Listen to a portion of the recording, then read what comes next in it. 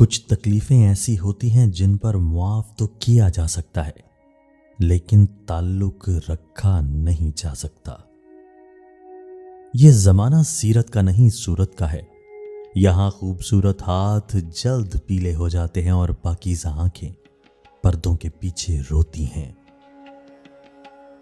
اگر تمہارے رزق میں کسی غیر کی بھی ضروریات پوری ہو رہی ہیں تو تم خوش قسمت ہو کہ تمہارا رب تمہارا رزق پاک کر رہا ہے۔ انسان عمر سے نہیں فکر سے بوڑھا ہوتا ہے۔ دنیا والے زیادتی کریں تو مسکراتے ہوئے معاف کر دیا کرو۔ حضرت یوسف علیہ السلام کو تو بھائیوں نے کنویں میں پھینک دیا تھا، اللہ تعالیٰ نے انہیں بادشاہ بنا دیا۔ بس معاف کرو اور اللہ سے مانگتے رہا کرو۔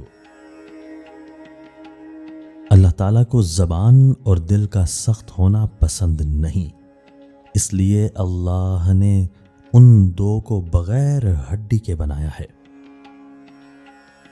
زندگی میں ایسے شخص کا ہونا بہت ضروری ہے جس کو دل کا حال سنانے کے لیے لفظوں کی ضرورت نہ پڑے۔ صاف صاف بولنے والا کڑوا ضرور ہوتا ہے پر دھوکے باز نہیں۔ ایک عقل مند عورت کبھی پیسوں کے پیچھے نہیں بھاگتی کیونکہ وہ جانتی ہے کہ اس کی محبت انمول ہے۔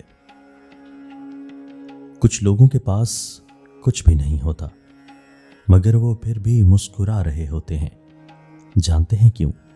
کیونکہ وہ اللہ سے اچھے کی امید رکھتے ہیں اور بے شک وہ سب کچھ عطا کرنے والا ہے۔